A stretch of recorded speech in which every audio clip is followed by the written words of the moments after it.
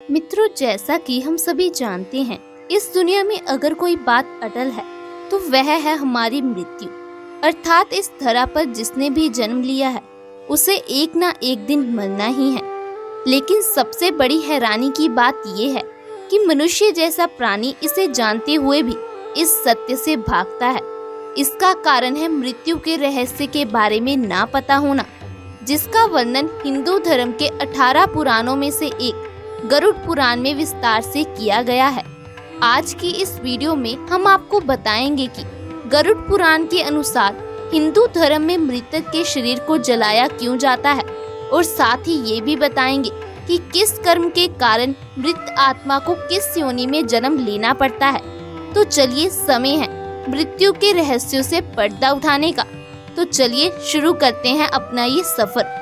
गरुड़ पुराण के धर्म कांड प्रेत कल्प अध्याय में इस बात का वर्णन किया गया है कि जब मनुष्य की मृत्यु का समय नजदीक आता है तब उसके शरीर की स्थिति क्या होती है, और साथ ही ये भी बताया गया है कि इंसान की मृत्यु हो जाने के पश्चात उसके शव के साथ उसके परिवारजनों को कैसा व्यवहार करना चाहिए ताकि मृत आत्मा को जल्द से जल्द मुक्ति मिल सके।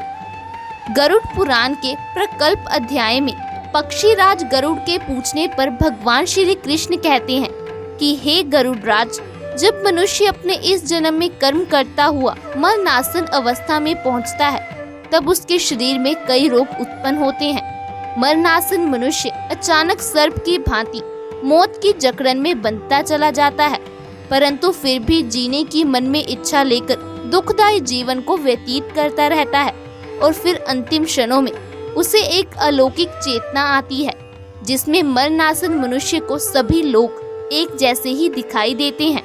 भगवान श्री कृष्ण गरुड़ से कहते हैं, जो मनुष्य जीवन भर झूठ नहीं बोलता, किसी के साथ छल नहीं करता, आस्तिक और श्रद्धावान रहता है, वह सुख पूर्वक मृत्यु को प्राप्त करता है।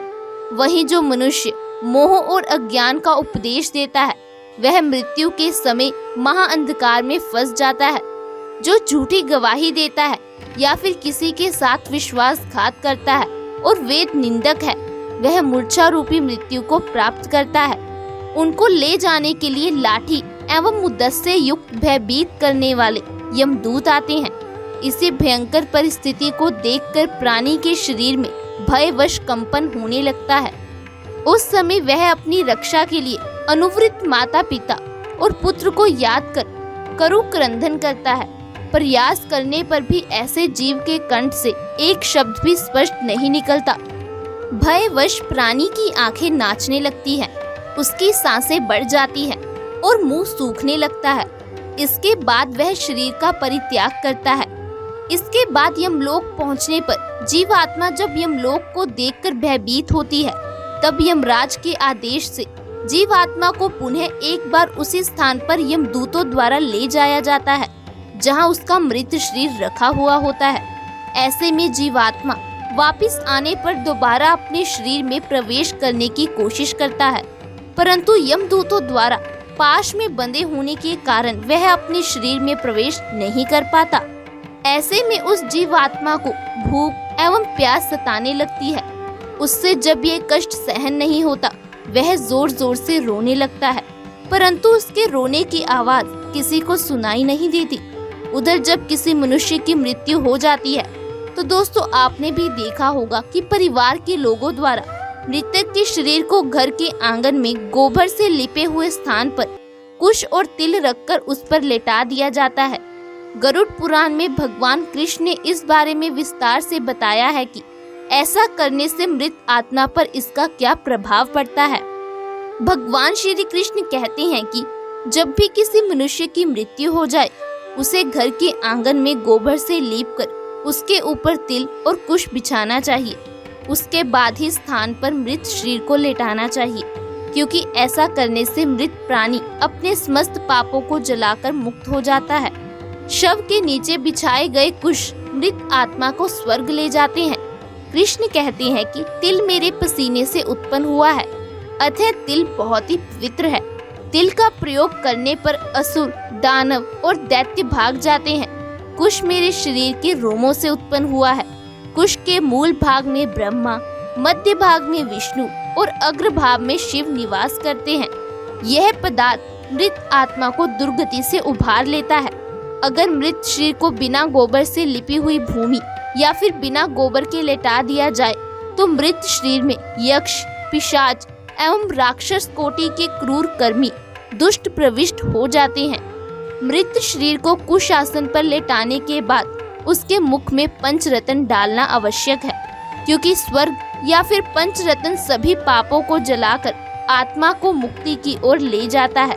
अगर ऐसा नहीं किया जाए तो प्रेत आत्माएं मृत शरीर में प्रवेश कर जाती हैं और फिर से वे कई सालों तक उसी योनि में भटकता रहता है। इसके बाद परिवारजनों को चाहिए कि वे मृत आत्मा के मुख में गंगा जल या फिर तुलसी का पत्ता डाल दे, फिर बिना कोई शोक के उस मृत शरीर के पास भगवान विष्णु का नाम ले, क्योंकि जब भी किसी की मृत्यु होती है तो यमराज अपने दूतों से ये आदेश देते हैं कि जाओ उस आत्मा को मेरे पास ले आओ जो हरि का नाम नहीं ले रहे हो या फिर उनके नाम का श्रवण ना कर रहे हो। इन सब के बाद मृतक के परिवार वालों को चाहिए कि वे मृतक शरीर को बांस से बने छैया पर लेटाकर उसे शमशान ले जाएं, जहां उसका विधि पूर्वक दाह संस्कार किया जाए। इसके लिए शमशान के आधे रास्ते में मृत शरीर को नहलाकर उसे स्वच्छ वस्त्र पहना दे और उसे शमशान पहुंचकर जलाने वाली जगह को पहले गोबर से लीप ले और साथ में ये भी ध्यान रखे कि वहां उससे पहले उस स्थान पर किसी को जलाया नहीं गया हो। फिर विधि विधान से उस जगह पर चिता का निर्माण कर उस शव को उस पर रख दे। फिर पुत्र, पौत्र या फिर किसी परिवार के सदस्य के हाथों से मृतक को मुख अग्नि दे। मित्रों, एक और बात भी ध्यान रखने वाली है। जब शरीर आधा जल जाए तो खोपड़ी को किसी लकड़ी के डंडे से फोड़ दे, क्योंकि ऐसा करने से मृत आत्मा अपने पितरों यानी कि पूर्वजों के लोक में चली जाती है। और जब मृतक का शरीर पूरी तरह जल जाए तो सभी लोग अपने घर वापस लौट जाएं, परंतु घर के अंदर प्रवेश करने से पहले सभी स्नान अवश्य कर लें। लेकिन दोस्तों, आगे बढ़ने से पहले आपको ये भी बता दें कि दाह संस्कार क्यों किया जाता है। बता दें कि दाह संस्कार क्यों आवश्यक है। गरुड़ पुराण के अनुसार हिंदू धर्म में अगर किसी मृतक का दाह संस्कार नहीं किया जाए तो उसे अपने पूर्वजों के ऋण से मुक्ति नहीं मिलती। वह सैकड़ों सालों तक मृत्यु लोक यानी कि पृथ्वी पर भटकता रहता है। इसके बाद जैसा कि दोस्तों आप सभी जानते हैं, मृतक की आत्मा की शांति के लिए उसके परिवार वाले 10 दिनों तक पिंडदान करते हैं और फिर उसका श्राद्ध कर्म किया जाता है। लेकिन इसके बारे में विस्तार से हम आपको फिर कभी बताएंगे। अभी आइए जानते हैं कि मृत्यु के बाद उस जीवात्मा का क्या होता है। दोस्तों, जैसा कि हम जानते हैं कि हिंदू धर्म में पूर्ण जन्म में विश्वास किया जाता है। ऐसा माना जाता है कि सभी प्राणी को उसके द्वारा जीवन भर किए गए कर्म के हिसाब से अगले जन्म में अलग अलग योनियों में जन्म लेना पड़ता है। तो चलिए जानते हैं कि गरुड़ पुराण में भगवान श्री कृष्ण ने इसके बारे में क्या बताया है। दोस्तों, श्री कृष्ण के अनुसार मनुष्य, पशु, पक्षी आदि योनियां अत्यंत ही दुखदायिनी हैं। इसलिए इन सभी को उनके कर्म के अनुसार से ही योनियां प्राप्त होती हैं। श्री कृष्ण की माने तो कोई भी प्राणी सत्कर्म और दुष्कर्म के फलों की विविधता का अनुभव करने के लिए ही इस संसार में जन्म लेता है। जैसा कि ब्राह्मण की हत्या करने वाला मनुष्य अगले जन्म में मृग एवं ऊंट की श्रेणी में जन्म लेता है, तो वहीं सोना चुराने वाला कीड़ा, कीट या पतंग की योनि में और गुरु पत्नी के साथ सहवास करने वाला मनुष्य लता योनि में जन्म लेता है। इसके अलावा दूसरों की स्त्री के साथ संबंध रखने वाले और ब्राह्मण का धन चुराने वाले मनुष्य को दूसरे जन्म में निर्जन लोक में रहने वाले ब्रह्म राक्षस की योनि प्राप्त होती है। साथ ही जो मनुष्य वृक्ष के पत्तों की चोरी करता है उसे अगले जन्म में छछूंदर की योनि में जन्म लेना पड़ता है। धन की चोरी करने वाला चूहा, वाहन चुराने वाला ऊंट तथा फल की चोरी करने वाला बंदर की योनि में जन्म लेता है।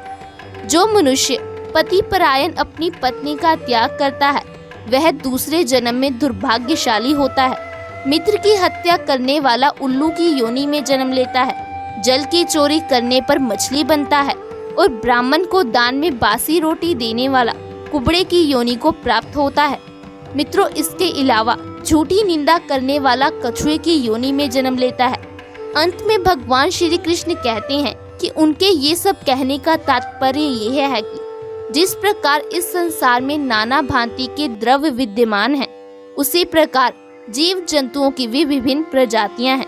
वे सभी अपने अपने कर्मों के प्रतिफल के रूप में सुख दुख एवं अनेकों योनियों का भोग करते हैं। इसीलिए मनुष्य को ये समझना चाहिए कि भगवान ने जब उन्हें बुद्धि दी है तो वे अपने जीवन काल में सत्कर्म ही करें, जिससे उनको इस लोक और परलोक में मुक्ति मिल पाए, ना कि उनको अपने अशुभ कर्मों के कारण फिर से इसी मृत्यु लोक में जन्म लेकर नाना प्रकार के कष्टों को भोगना पड़े। दोस्तों, अगर आपको हमारी आज की ये वीडियो पसंद आई हो तो इसे ज़्यादा से ज़्यादा शेयर करें। अगली वीडियो में मिलेंगे। आपका बहुत बहुत शुक्रिया।